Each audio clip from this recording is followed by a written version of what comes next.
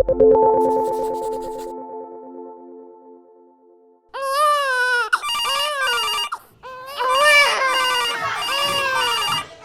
this really shouldn't be called a mommy meltdown. It's more like a group fitness instructor meltdown.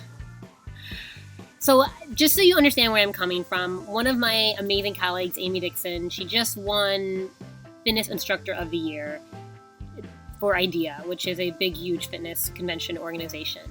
And I work for a company called Equinox. Obviously, I'm totally biased. It's the best fitness company ever to work for. And so I'm home in Downers Grove. I'm visiting my parents, and I went to a fitness class this morning. I'm not going to say where because it doesn't really matter. And I've been to actually some really good classes over there. But what I need to talk about, and my fellow fitness instructors will understand, my fellow fitness fanatics who go to classes nonstop, you will understand. And moreover, those of you who maybe, don't necessarily go to classes all the time or you want to start, I also want you to know that if these type of things go on in your classes, you need to tell your administration, change gyms, or just let somebody know. So this class I went to this morning, a few things happened. One, just so you know, I thought it was going to be a great class. There was awesome equipment on the floor, a variety of ages in the class, like 20s to 60s, maybe even 70s, wide range. So I just need to prep you. Like that's what the scenario was. Super pumped.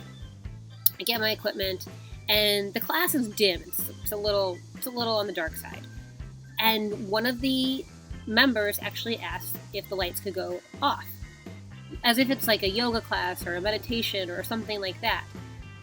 I have no problem with a darker room, especially if it's maybe to try to keep the room cool. But first of all, it was not even hot in there. The fans were already on. And when it got dark with all that equipment on the floor, that's a safety issue. So I didn't understand that at all, but obviously I let it go. Then we start class. We do a great kind of 5-minute warm-up. She gives some, modifications, or even said if you want to take it up a notch and do your own thing, great. And then immediately after that, we went into a static stretch. She was like, now let's stretch. And it was like, boom, let's go down to our feet. That is the last thing that you want to do after you've done this warm-up to get your muscles warm, is to then essentially put them to sleep by doing a static stretch. Like a dynamic, a moving stretch, awesome. But a static stretch, no, that's horrible. Then we go into the class, and she had weights, and one of the segments, it was like she was doing Les Mills, but she wasn't doing Les Mills because it wasn't Les Mills music. It wasn't programmed nearly as well as Les Mills. Actually, not even close to as well as Les Mills does. But she had done it to the song. So if she went over one song, then she had to restart the song. Again, I really don't care about that. What I did care about was she had weights in her hands, and she had us throwing jabs, which I hate being that girl because I hate when people do it in my class, but I changed them to front raises since we had the weights. And then she took us into straight up arm circles. Like Jane Fonda, Tracy Anderson arm circles with weights. Okay. I mean, I guess if you're going to do kind of a dynamic stretch, warm up, mobility thing, great. But with weights in the hands, that is just strain on your joint that you don't need. So that's what I have started to be oh boy, I'm going to have to basically change a lot of what I'm doing in this class. And honestly, I'd rather not be in the class than change it all, because again, I don't like being that girl, because I hate it when people do that in my class. So anyway, the last straw really was, because I want to keep this brief. No, 2 things. One, at one point she literally said, I don't know what I'm doing. I forgot what I'm doing. Here's the thing. I've taken from a lot of green instructors, and I am all for, and I was a green instructor at one point in time, fake it until you make it. People, seriously, I don't know what the routine is that she's teaching. I have no idea what's coming next. So she didn't need to say that, and A, look unprofessional, B, look unprepared, and C, just kind of leave me disappointed.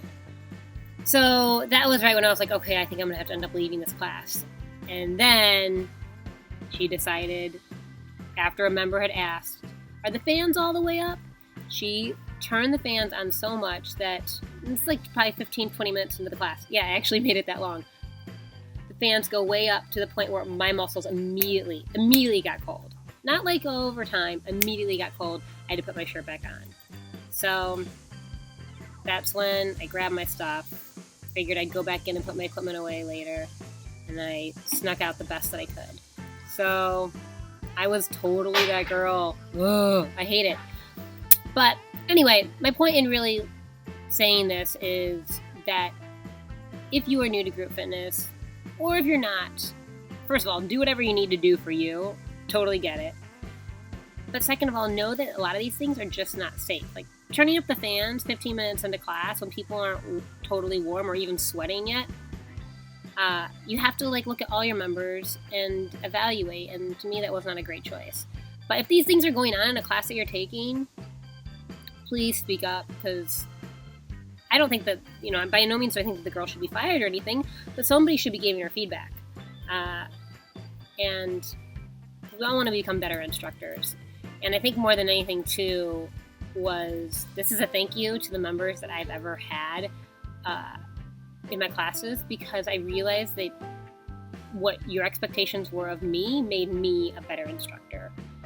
So thank you for that.